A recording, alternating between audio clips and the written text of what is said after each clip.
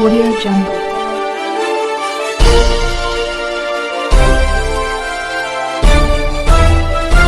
Audio Jungle.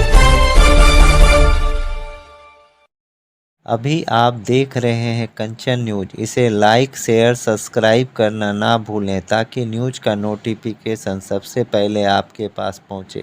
अब चलिए खबरें विस्तार से। चुनाव का समय है। ऐसे तो हर 5 साल में 2 बार चुनाव होता है। एक बार राज्य में मुख्यमंत्री बनाने के लिए, एक बार देश में प्रधानमंत्री बनाने के लिए। लेकिन ये चुनाव जो है खास है। खास इसलिए क्योंकि हम लोग मान लीजिए कि आजादी की लड़ाई लड़ रहे हैं साथियों। कुछ लोग हमारे देश को कब्जा करना चाह रहा है। बाबा साहब भीमराव अंबेडकर का दिया हुआ संविधान को बदलना चाह रहा है। तो इसलिए हम लोग लड़ाई लड़ रहे हैं साथियों। आपके पूर्वज, हमारे पूर्वज ने बहुत संघर्ष किया। अंग्रेज से पूरे 200 साल लड़ाई लड़ा, तब जाके ये देश आजाद हुआ। और जब आजादी मिला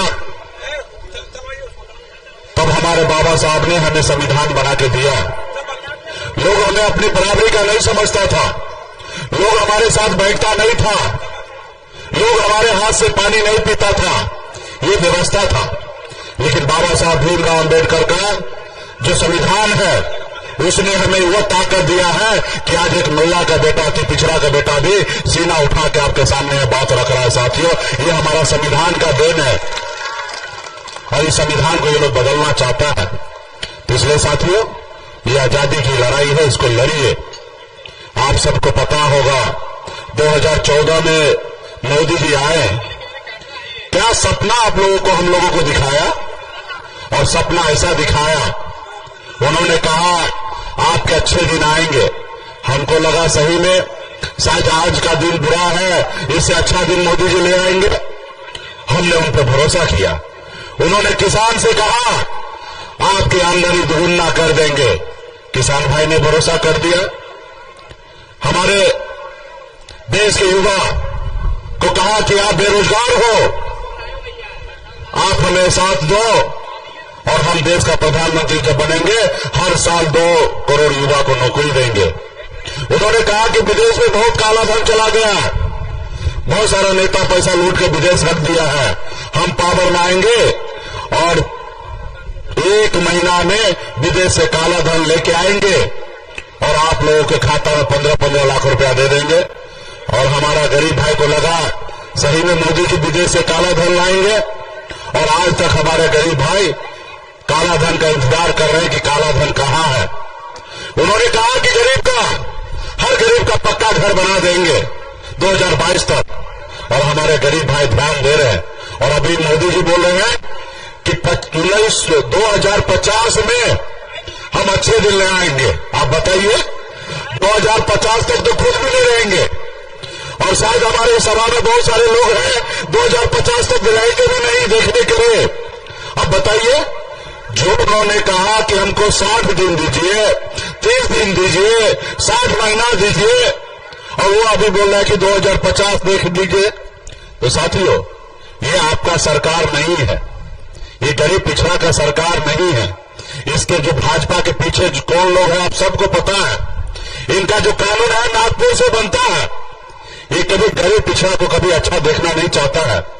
आप बताओ, मुझे देख लीजिए, मैं गरीब परिवार में जन्म लिया, संघर्ष किया। ऐसे घर में परिवार में जन्म लिया जहां एक रोज अगर पिताजी काम न करे तो दूसरे रोज खाना नहीं मिलता। ऐसे गरीब घर में जन्म लिया। 18 साल की उम्र में अपने गांव को, अपने माँ बाप भाई बहन को छोड़कर बम्बई जैसे शहर चला गया। वहां मेहनत किया, मजदूरी किया। 900 रुपया महीने पे मैं नौकरी करता था, 30 रुपया रोज पे मजदूरी करता था। और वहां पे मैं अपने मेहनत के दम पर बम्बई जैसे शहर में अपना कामयाबी का झंडा गाड़ा। फिर मैंने देखा कि मैं बहुत आगे निकल गया हूं, लेकिन हमारा समाज बहुत पीछे रह गया। लोग चांद पे घर बनाने के लिए सोच रहा है, लेकिन इस धरती पर हमारे लोगों के लिए रहने के लिए घर नहीं है। और फिर मैंने बम्बई के ऐशोआराम जिंदगी को छोड़कर बिहार आ गया। पिछले 10 साल से संघर्ष कर रहा हूं, लड़ाई लड़ रहा हूं अपने समाज के हक अधिकार के लिए, अति पिछड़ा समाज के हक अधिकार के लिए। और फिर आपने देखा कि 2020 में हमारे पास 4 विधायक था। हमारे पास इतना ताकत था जैसे 74 वाले के पास ताकत था, वही हमारे पास भी ताकत था। हम अगर समर्थन नहीं देते तो 2020 में नीतीश कुमार बिहार का मुख्यमंत्री नहीं बनता। सहयोग से बिहार में मुख्यमंत्री बने और वो सरकार में हम मंत्री बने। लेकिन इन्होंने देखा ये अति पिछड़ा का बेटा कल तक हमारा गुलामी करता था, आज मालिक बन गया है और उन्होंने हमारे विधायक को खरीद लिया, हमें सरकार से बाहर कर दिया। जो सरकार हमने बनाया था हमको रोड पे ला दिया। तो इसलिए साथियों, ये गरीब का नहीं है, इसके सामने में सब गुलामी कीजिए तो ठीक है, थोड़ा सा भी सर ऊपर उठाइएगा तो ये आपका गर्दन काटने का काम करेगा, आपको खत्म करने का काम करेगा। यहाँ पे हमको पता चला कि कुम्हार भाई बहुत बड़े संख्या में अति पिछड़ा में है। आजादी के बाद पहली बार हमने लखनलाल पंडित जी को हमने किशनगंज में टिकट देने का काम किया, एक अति पिछड़ा का बेटा को टिकट देने का काम किया, क्योंकि हम लोग अति पिछड़ा समाज के लिए लड़ाई लड़ रहे हैं। आज भी हमारे पास कुशवाहा भाई है, पूरे बिहार में 7 जगह हम लोगों ने टिकट दिया है, हर जाति धर्म को हमने टिकट दिया है। कोई लोग नाम के लिए कहते कि ये समाज हमारे साथ है, नहीं, हमने तो 7 जगह टिकट देने का काम किया। वीआईपी पार्टी भी टिकट दिया और पूरा गठबंधन का टिकट दिया है। तो इसलिए साथियों, हम लोग एक नया बिहार, नया देश जो गरीब उसमें सर उठा के जिए, ऐसा बिहार और ऐसा देश हम चाहते हैं। लेकिन कुछ लोग आपको गुलाम बनाना चाहता है। ये मोदी जी, अडानी, अंबानी का सरकार है। आपने देखा है कभी इनका बड़ा स्कैम निकला है, इस दुनिया में ऐसा स्कैम कभी नहीं हुआ, इससे बड़ा घोटाला कभी नहीं हुआ। ये आपने देखा कि इनका योजना था कि आप हमें चंदा दो, हम आपको धंधा देते हैं, और चंदा नहीं दोगे तो ईडी सीबीआई का नोटिस भेजेंगे और जेल भेजेंगे। और उसके डर से लोग चंदा दिया। 16,000 करोड़ 18,000 करोड़ रुपया मोदी जी के खाता में आया। ये पैसा कैसे आया भाई? ये किसका पैसा है? उद्योगपति ने आपको पैसा दिया तो कहीं ना कहीं ये जनता का खून चूसा, तब आपको उद्योगपति ने चंदा दिया है। भाजपा वाला पार्टी नहीं चला रहे, ये कंपनी चला रहे, कॉर्पोरेट कंपनी जैसे चलता है ना वैसे कंपनी चला रहे। इनके बारे में आप देख सुने होंगे, नोटबंदी के टाइम में लोग परेशान था, लाइन में लगा थे, लेकिन मोदी जी का पार्टी, भारतीय जनता पार्टी, पूरे देश में हर जिला में अपना ऑफिस के लिए जमीन खरीद रहा था, वो काला धन वहां पे खपा रहा था। और आप पूरे भारत में देखिएगा, हर जिला में देखिएगा कि मोदी जी आलिशान ऑफिस बना लिया है। इसलिए साथियों, आज दुनिया का, भारत का नहीं, पूरी दुनिया का सबसे अमीर पार्टी कोई है तो भारतीय जनता पार्टी है। भारतीय जनता पार्टी। भाई, आप तो आए थे देश में सेवा करने के लिए, आप मेवा खाने लगे हैं? आप बताइए ना, आप आए थे कि सबको गरीब के काम करेंगे और दुनिया का सबसे अमीर व्यक्ति पार्टी बना लीजिए। लेकिन मछुआरा का क्या हाल है, गरीब पिछड़ा का क्या हाल है? और मोदी जी बड़ी बड़ी बात करेंगे, हिंदू मुसलमान से लड़ाने का बात करेंगे, कौन क्या खाते उनके बारे में बात करेंगे। लेकिन उन्होंने 2014 में जो वादा किए उसमें बात नहीं करेंगे। अभी हम लोग खाना खा रहे थे, दिन भर तो परेशान रहते हैं और यहां से जब निकलते तो रास्ते में कुछ खाते पीते हैं। तो आप लोगों ने एक वीडियो देखा होगा कि हम लोग साथ में खाना खा रहे थे, मल्ला का बेटा है तो हमारे पास तो मछली रहेगा भाई। अब मछली खा रहे थे हम लोग, अब मोदी जी के गला में गर रहा था दिल्ली में। अब बताइए कौन क्या खाएगा नहीं खाएगा, उसके ऊपर चर्चा। हिंदू मुसलमान, मंदिर मस्जिद। अरे भाई, देश का प्रधानमंत्री हो, आप कोई पंडित जी नहीं हो कि मंदिर मस्जिद बनाने की बात कर रहे हो। मंदिर मस्जिद तो हम लोग सभी देश समाज के लोग अपने आस्था विश्वास के साथ सब लोग पूजा पाठ करते हैं, सब लोग धर्म सनातन है। देश का सरकार इसलिए आप बना है प्रधानमंत्री। आप 140 करोड़ के माए बाप हो और आप ऐसी बात करोगे? आप बताइए। तो इसलिए साथियों, ये आपका सरकार नहीं है। आपने देखा एक योजना लाया था, अग्निवीर योजना। मोदी जी 75 साल की उम्र का हो गए, 75 साल में उनको रिटायरमेंट लेना चाहिए था। लेकिन देश की जनता से, युवा से मौका मांग रहे कि एक बार हमको मौका दीजिए, फिर से प्रधानमंत्री बनना है। हाँ, और हमारे अग्निवीर योजना कैसे लाए कि 4 साल में, यानी कि 18 साल में आओ और 22 साल में रिटायर हो जाओ। यानी कि देश के युवा जो सरहद पे भारत माता को रक्षा करने के लिए खड़ा होते हैं, सीने पे गोली खाने के लिए तैयार होते हैं, उसको कॉन्ट्रैक्ट पे सिर्फ 4 साल का बहाली। और मोदी जी 75 साल के बाद इस देश में मौका मांग रहे हैं कि हम काम करेंगे। इसलिए साथियों, और देश की सेवा करने के लिए कौन जा रहा है भाई? गरीब, पिछड़ा, दलित, ऐसे वर्ग, वो लोग ज्यादा संख्या में वहां पे रहते हैं और उनको 4 साल में कॉन्ट्रैक्ट पे काम करा रहे हैं। तो इसलिए साथियों, ये सरकार आपका नहीं है। इसलिए हर लोग मजबूती से, जयप्रकाश जी हमारे भाई है और ये अनुभवी नेता है, इससे पहले भी आपने मौका दिया है और जब आपने मौका दिया तो दिल्ली में जाकर आपके क्षेत्र के लिए बहुत सारा विकास किया, रोड, पुलिया, तमाम ऐसी चीजें किए हैं। और इनको सभी जितने भी पार्टी के लोग हैं सभी लोग इज्जत करते हैं, इनको मौका दीजिए। ये दिल्ली जाएंगे, हम मजबूती से आपके हक अधिकार की बात करेंगे और आपका क्षेत्र का विकास करेंगे। अनुभवी नेता है, हम लोगों ने इनसे सीखा है और जब ये दिल्ली जाएंगे आप लोगों के लिए काम करेंगे। तो इसलिए सभी लोग जाति धर्म से उठकर और देश के विकास के लिए, अपने लोगों को आगे बढ़ाने के लिए, गरीब को न्याय हो, संविधान हमारा सुरक्षित हो, इसके लिए वोट गिराइएगा साथियों, इसके लिए वोट गिराइएगा।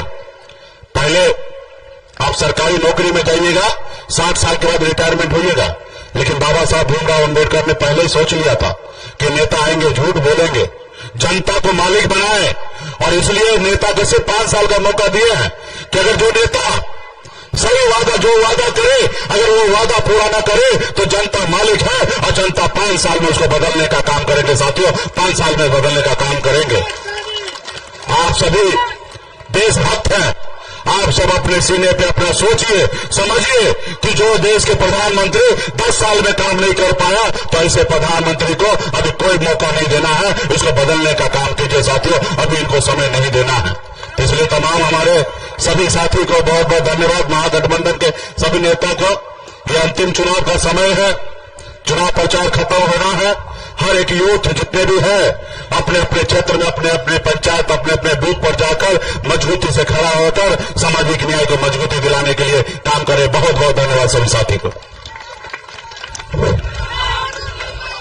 अब आपके सामने आदरणीय लालू प्रसाद यादव सामाजिक न्याय के नेता और आज के तारीख में बिहार का भविष्य आदरणीय तेजस्वी यादव जी आएंगे और आप युवाओं के बीच अपनी बातों को रखकर आपको जो है प्रफुल्लित करने का काम करेंगे। आदरणीय तेजस्वी यादव जी, तेजस्वी यादव जिंदाबाद, तेजस्वी यादव जिंदाबाद। बिहार का नेता कैसा हो, बिहार का नेता कैसा हो, तेजस्वी यादव जिंदाबाद।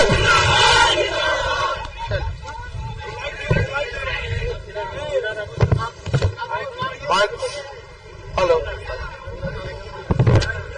मंच पर उपस्थित इसका वॉल्यूम बढ़ा दो।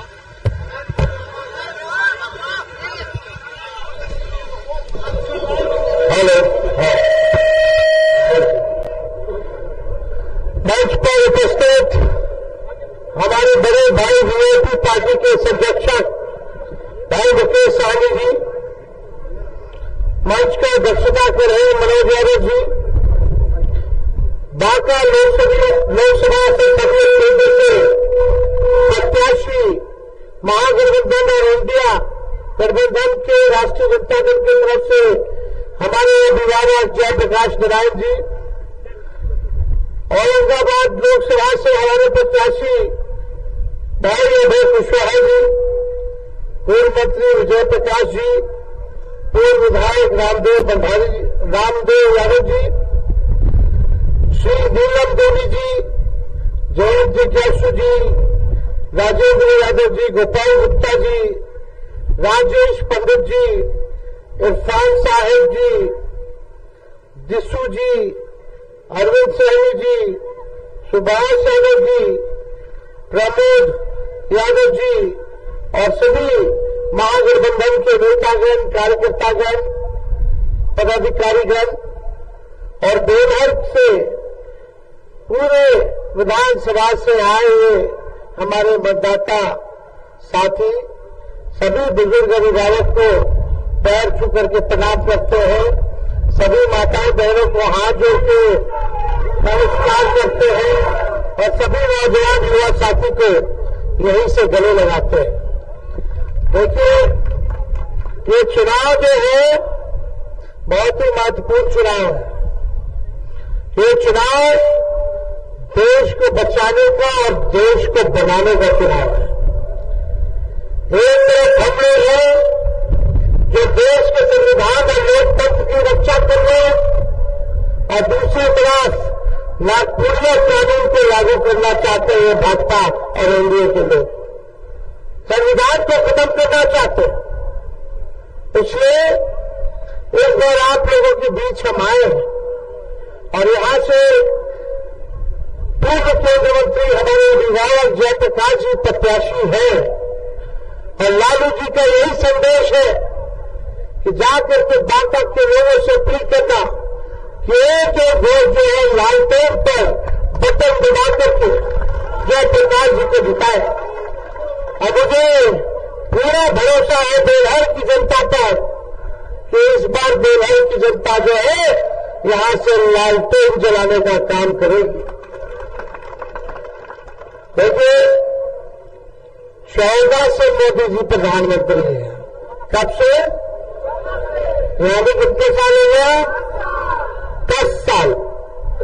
10 साल कम होता है कि ज्यादा होता है? ज्यादा होता है कि नहीं होता?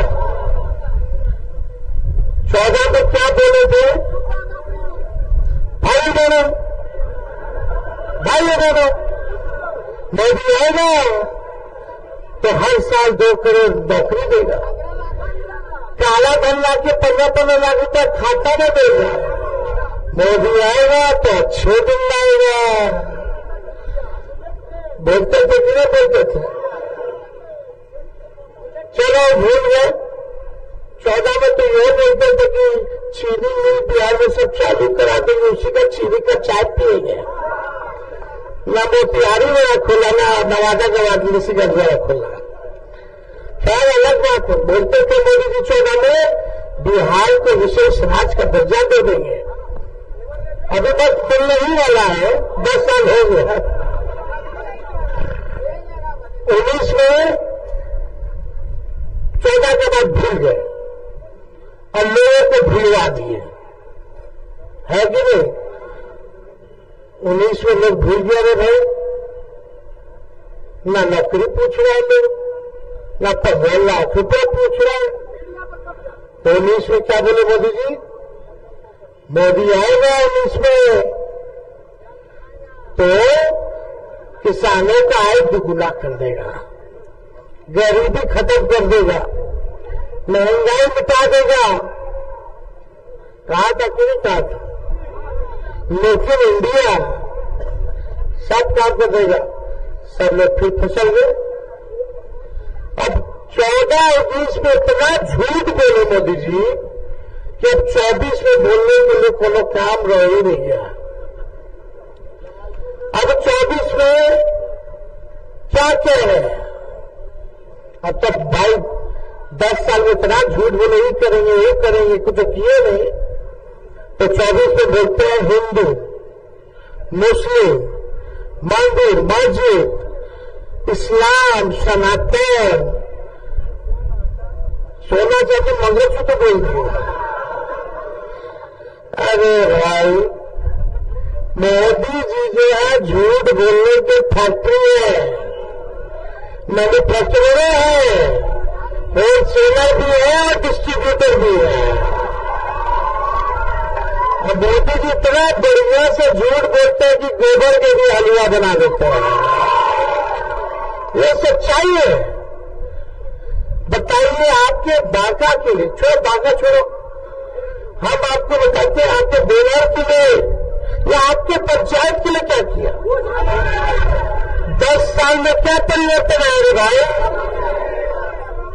जब तक आपका गांव ने विकास किया तो हमारे देश कैसे विकास कर पाएगा? आपका गांव विकास करेगा, आपका जिला विकास करेगा, आपका बिहार विकास करेगा, तभी हमारा देश विकास कर सकता है। हम बात मोदी जी के करने नहीं है, मुद्दे की बात कर रहे हैं। असल मुद्दा पढ़ाई, दवाई, कमाई, सिंचाई और सुनवाई वाली कार्रवाई होनी चाहिए, सरकार होनी चाहिए। हमारा सबसे बड़ा दुश्मन आज के दिनों में बेरोजगारी है, महंगाई है, गरीबी है, बिहार से जो पलायन है वो है। आप बताओ आपके लिए मोदी जी ने कौन सा बांका में फैक्ट्री खोला, कौन सा निवेश लाया? कुछ नहीं किया। उनके सांसद भी ने कुछ नहीं किया तो जनता रोक रही है उनको, उनके सांसद से। तो उनके सांसद जो है जदयू के अपने घर से निकले थे। खैर वोट लोग नहीं बना क्या किए, तो उधर से बोलते तुम्हारे फेट से बने हैं, ज्यादा में के कभी बुद्धिया वाला है।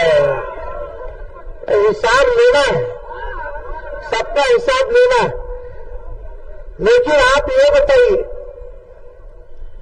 एक काम उन लोगों ने नहीं किया, केवल जुमलेबाजी और झूठ का पहाड़ बना दिया। अब इस झूठ के पहाड़ को आप लोगों को ढाने का काम करना है, गिराने का काम करना है। हम लोग 17 महीने केवल सरकार में आए, यही 2000 में हम आकर के क्या बोले थे, वहां 2 चुनाव हुए थे, हम बोले थे 10 लाख लोगों को सरकारी नौकरी देंगे। हमारी सरकार बन गई, शाम तक रिजल्ट आना तो 2-4 सीट बेईमानी कर दिया, काउंटिंग रोक दिया था, रात में चालू किया था। खैर कोई बात नहीं, अगर हम लोग इस बात को जाने कि हम जब 17 महीने हम जब उप मुख्यमंत्री बने तो हम उप मुख्यमंत्री रह करके एक राज्य में अगर 5 लाख लोगों को हमने सरकारी नौकरी दिया तो प्रधानमंत्री ने क्यों नहीं दिया 10 साल में कोई रोजगार।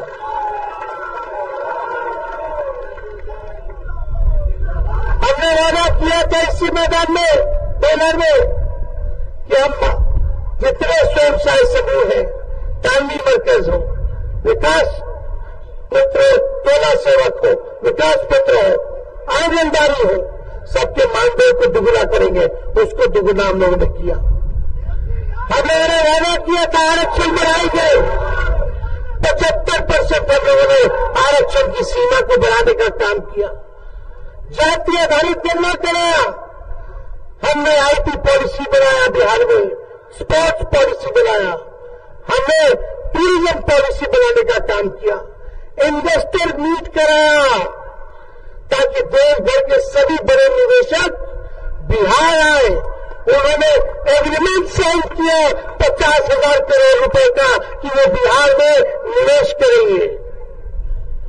नियोजित शिक्षक जो 10 सालों से हड़ताल कर रहे थे, धरना दे रहे थे, 4.5 लाख नियोजित शिक्षकों को हमने सरकारी करने का दर्जा बनाया दिया।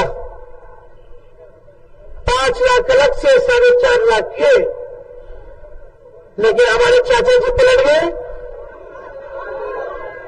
केवल 17 महीने हमने काम कर रहे थे, अस्पताल में छापा मारते थे रात में 2 बजे जाकर के, कितना मिल रहा है, डॉक्टर है कि नहीं है, आपको तो मानता है। दूधी में डिप्टी सीएम बना के बताओ, भाजपा वाला फौज तो ऐसे ना तैयार किया है, एक दूधी में डिप्टी सीएम कोई काम बता दो, एक काम दोनों डिप्टी सीएम तक कोई बता दो तो। हम तो बता रहे ना अपना काम, जरा उन्हें बता दो अपना एक काम, कोई बता दो तो। अरे हम लोग काम करने वाले लोग हैं, जो बोलते हैं वो करके दिखाते हैं। हम लोग जुमला पार्टी नहीं है। लेकिन नरेंद्र मोदी जी, गजब हाल है भाई उनका, जो उनके सामने खड़ा होगा, सच बोलेगा, उसको जेल में डालो।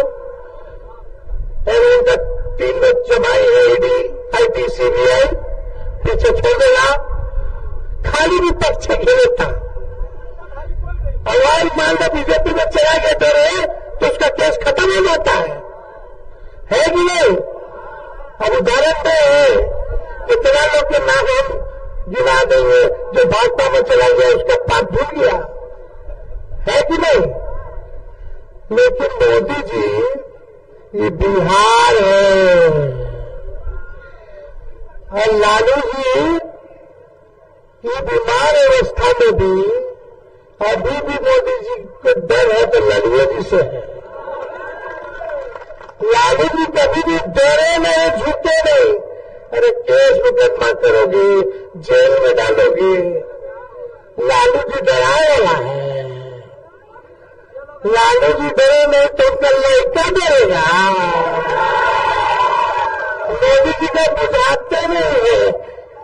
है तो भगवान कृष्ण ही जेल में जन्म लिए, ये हमको डराएंगे।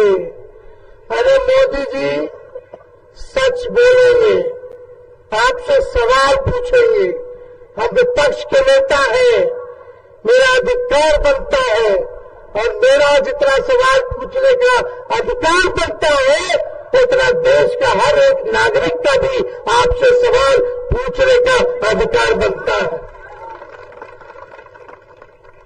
हम सब लोग लालू जी को गाली देते हैं, मोदी जी, लालू जी वही लालू जी ने 90,000 करोड़ का मुनाफा रेलवे को दिलाया। कोई आज तक रेल मंत्री बताओ कि मुनाफा रेलवे को दिया कि नहीं दिया? मोदी जी तो रेलवे को बेच दिए, रेल बेच दिए, शेर बेच दिए, भेड़ बेच दिए, LIC बेच दिए, पोर्ट एयरपोर्ट सब बेच दिए। लालू जी ने हर बजट में रेलवे का किराया कम किया, गरीबों के लिए किराया कम किया। आज कितना किराया हो गया रेलवे का? बजट नहीं आता, पहले रेलवे का अलग से बजट आता था। लालू जी ने बिहार को 3-3 कारखाने दिए। तू बता मोदी जी 10 साल में कितना कारखाना दिया रे? कितना कारखाना दिया? कोई कारखाना नहीं दिया। आज जितना न्यू अपडेट के लिए देखते रहिए कंचन न्यूज।